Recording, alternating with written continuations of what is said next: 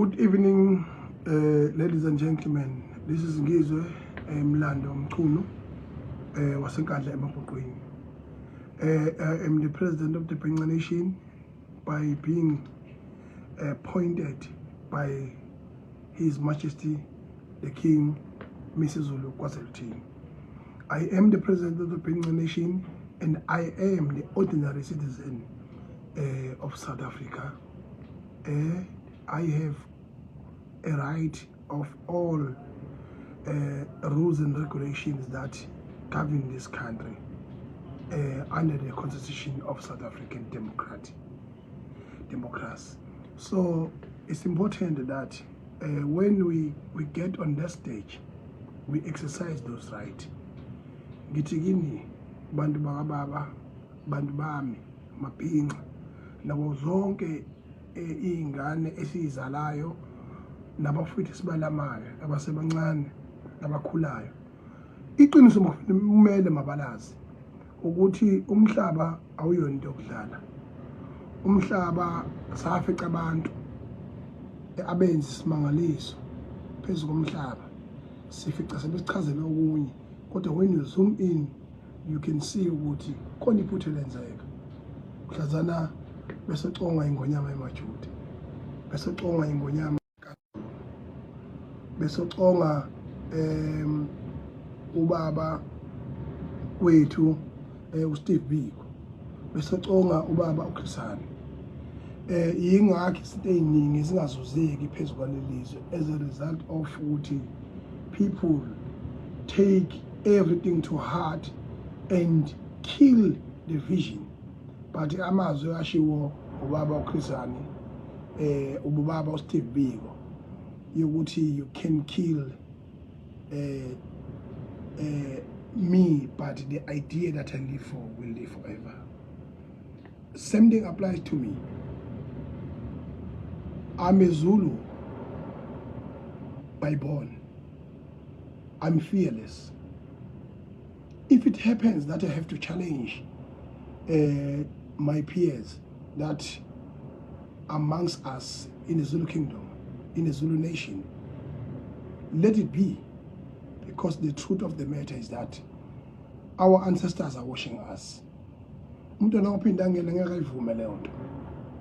Ufakazi buvelile ukuthi into engiyikhuluma ekseni izolo ngihlaseliwe mina, ngifonelwa ucingo umngami engihlasela esho ukuthi kufike imoto eyipholo kwehla abantu bayibiza ngamaphoyisa, ngamlalela. Uphinde kwafonela ufona umshana wami komunye umuzi wakithi, wathi kufike imoto eArmera kwehla abantu ababili, abanye basala emotweni, bathi bazobuza mina ngikuphi, base bethi ngiyohamba ngisinda. Emfuna kwalokho manje into eyenzakalayo ngase ngithatha isinqumo soku-addressa i-nation with immediate effect so that I can set the record straight as I did yesterday. Yokuthi asoze umuntu ophinda angena ayivumele leyo nto. Umuntu ophinda angena wakwazi ukubekezelela umama kwaMagwaza Msibi. Emchallenge wavula iqembu lakhe le-NFP. Uze wahamba imama nje ngokuyiphathekela umkhuhlane, kodwa akazange ahujwe ngesikali. Wakwazi ukuchallengewa ile nkunzi le enadekho le isigwili samabhasi eyino Babyface. Awusekho manje uFace angani mana amabhasi asekhona, ikhona yona kodwa uFace awusekho, namabhasi umhlaba nawo asekho. Kodwa ayizange izilokho nje. And wachallengewa insizwa yakwaKhumalo uKhaya. Waze wayithethisa phambi kwabantu. Kodwa mabethi ke ji awu esigodlweni uthola ukuthi bandawonye. Ngoba umuntu ophinda ngene was the most political genius in our province and in our country, that was born in the Zulu kingdom to protect us and to mold us and to usher us into the greater pastures. And fortunately enough, he got highly learned children and grandchildren. So therefore, I'm setting the record straight ukuthi lokho bengikusho izolo ekseni ubufakazi bakhona nabe belinqama manga buvelile. Buvela ngamavideo amaningi enziwa abantu aba more than 10 ama video ephindeke ngibala indaba zama-poster because anyone has a right to a freedom of speech and freedom of expression.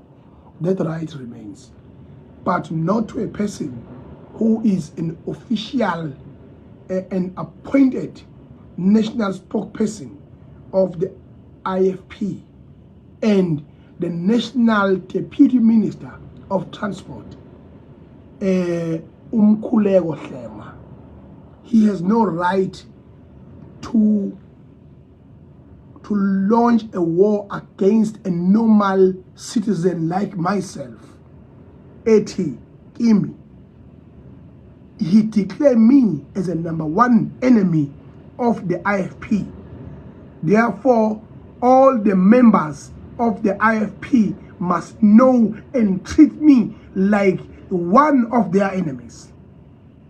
After I've said, Uguti, I'm under attack, I've communicated myself with the National Minister, Baba Senzo Mkhunu, and the National Commissioner, and I also communicated the message yesterday with a provincial premier, Babu Ntuli. He is the one that gonna send the message to Babu Mkhwanas. In clear things, I've also allowed to go through the rules and to respect the constitution of this country by going and opening the case against all intimidation that happens in my homes, and all the intimidations happens to myself through messages and through videos by Mkhuleko Hlema. Let's start mbo ekuyisona umholi waso oyistar mbo official spokesperson uyena osethe i-record straight wathi mina umuntu nje wenkatha la ngibona khona akangithathe njengesitha. Amazwi oshilo lawo. Ngifuna yazi ke iningizimu Afrika ukuthi asile uzodlala la. Azile uzosatshiswa la. Angifune umuntu olegwala. Noma ngabe ukuphi, noma ngabe uyingane, noma ngabe ukuphi.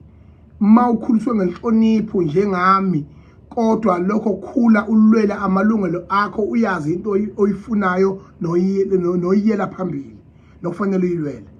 Ngeke ke thina sizodlala inkatha ihlulwa ipolitiki. They don't have point answering izinto engiyidlalile mina njenge normal citizen. Bona bajaha ukuthi kuthiwe ngithengiwe. Ngithenga ubani? Ngithenga ubani? Ubani yena? Ngiyaqala nami ukukhuluma ngabaholi. Ngiyaqala ngigxeka. Mina ngashaya abantu umuntu omudoda avuza amafinyila mina. Akaze ngifune mina. Bagcina ukuba kuhayirisha amaphara bebhenguze bengiphuca ifoni yami. Oh Julius Malema. Kodwa after that bakwazi ukuhlonipha. Bahlonipha nje ukuthi cha, hayi impela asikwazi ukulosa emzingela. Abazi bekwenza lokho. Usihlezekala la wangishaya ngesibhakela la idako utshwala. Kodwa African National Congress iyakwazi ukwahlonipha amalungelo ngoba yayingxenye information of the constitution and the code of conduct and idemocracy yalelizwe. Njengoba ngithi mina kuba abaholi be-IFP, uma bona ngempela bengamasosha, uma bona ngempela belazi iqiniso ukuthi bayalenza, njengoba bonke omasipala abakhona akekho Jozini bankrupt, Newcastle bankrupt, Malamodi bankrupt, Majuba bankrupt, Newcastle bankrupt, Uthukela bankrupt. Zululand is extremely bankrupt. Akho tissue lapha ubaba uKhumalo uthwele kanzima njengoba ephethwe yamasipala. Umhlathuzo is extremely bankrupt. Kumanje iZululand owisha more than 500 million. Njengoba kuzongena almost 2 billion imali ezongena kusasa. Leyo mali leyo 1 billion is gone. Uyekweletini. And lezo zinto lezo kumele sithule ngazo singasho lutho ngazo. Mina ngibanga isimuntu mathenda angibangisa umuntu umsebenzi, angibangisa umuntu intombi namfazi womuntu nezipatsha zami zabafazi imini obangiswayo niyazazi.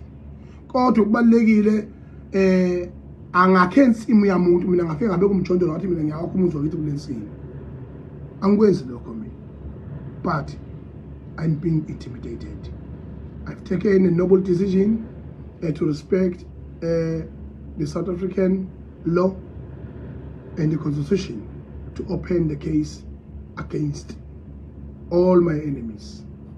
The leader of them all owenza i-oath wafunga phambi kweparlament lokuthi mina Khuleko Hlengwa ngizoprotecta i-constitution yase-South Africa and ngihloniphe ngayo yonke indlela.